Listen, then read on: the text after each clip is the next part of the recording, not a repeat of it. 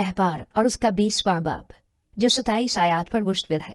फिर खुदावंद ने मूसा से कहा, तू बनी इसराइल से यह भी कह दे कि बनी इसराइल में से या उन परदेशियों में से जो इसराइलियों के दरमियान बूदोबाश करते हैं, जो कोई शख्स अपनी औलाद में से किसी को मुल्क की नजर करे, वो जरूर जान से मारा जाए। अहले मुल्क उसे संसार करे और मैं भी उस शख्स का मुखालिफ होऊंगा और उसे उसके लोगों में से काट डालूंगा, इसलिए कि उसने अपनी औलाद को मुल्क की नजर करके मेरे मकदस और मेरे पाक नाम को नापाक ठहराया।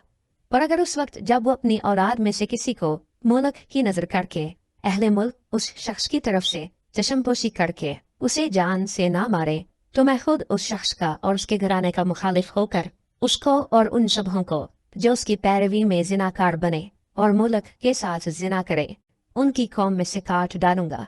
और जो शख्स जिन्नात के यारों और जादूगरों के पास जाए कि उनकी पैरवी में जिना करे, मैं उसका मुखालिफ होऊंगा और उसे उसकी कौम में से काट डालूंगा। इसलिए तुम अपने आप को मुकद्दस करो और पाक रहो।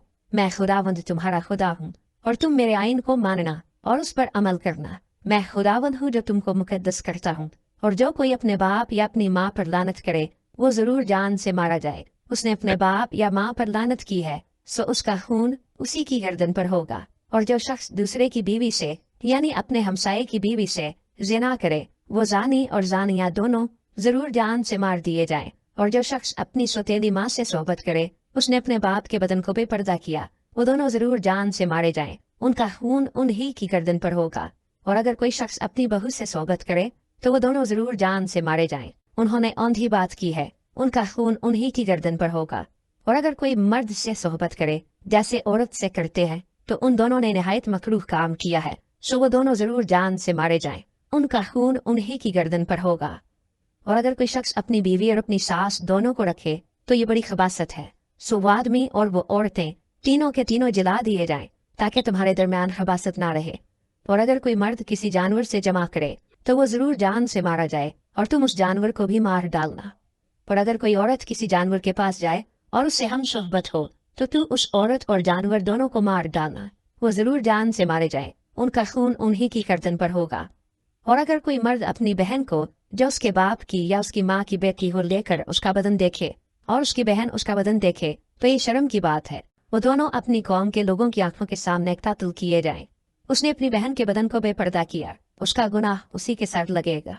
और अगर मर्द उस औरत से जो कपड़ों से हो सोहबत करके उसके बदन को बेपर्दा करे, तो उसने उसका चश्मा खोला और उस औरत ने अपने खून का चश्मा खुलवाया, सो वो दोनों अपनी कौम में से काट डाले जाएं।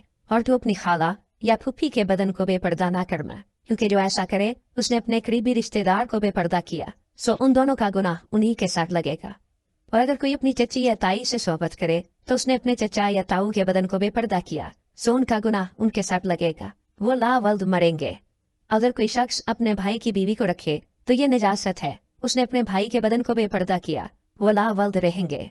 सो तुम मेरे सब आइन और अहकाम मानना और उन पर अमल करना, ताकि वो मुल्क जिसमें मैं तुमको बसाने को लिए जाता हूँ तुमको उगल ना दे। तुम उन कौमों के दस्तूरों पर जिनको मैं तुम्हारे आगे से निकालता हूँ मत चलना, क्योंकि उन्होंने ये सब काम किए, इसीलिए मुझे उनसे नफरत हो गई।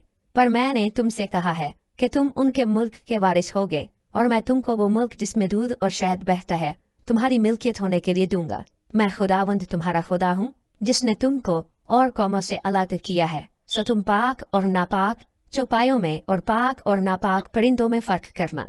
और तुम किसी जानवर या परिंदे या जमीन पर के रेंगने वाले जानवर से जिनको मैंने तुम्हारे लिए नापाक ठहरा कर अलग किया है, अपने आप को मकरूह ना बना देना। और तुम मेरे लिए पाक बने रहना, क्योंकि मैं जो खुदावंद हूँ पाक हूँ, और मैंने तुमको और कौमों से अलग किया है ताकि तुम मेरे ही रहो। और वो मर्द या औरत जिसमें जिन हो या वो जादूगर हो, तो वो जरूर जान से मारा जाए। ऐसों को रोग संसार करे, उनका खून उन्हीं की गर्दन पर होगा।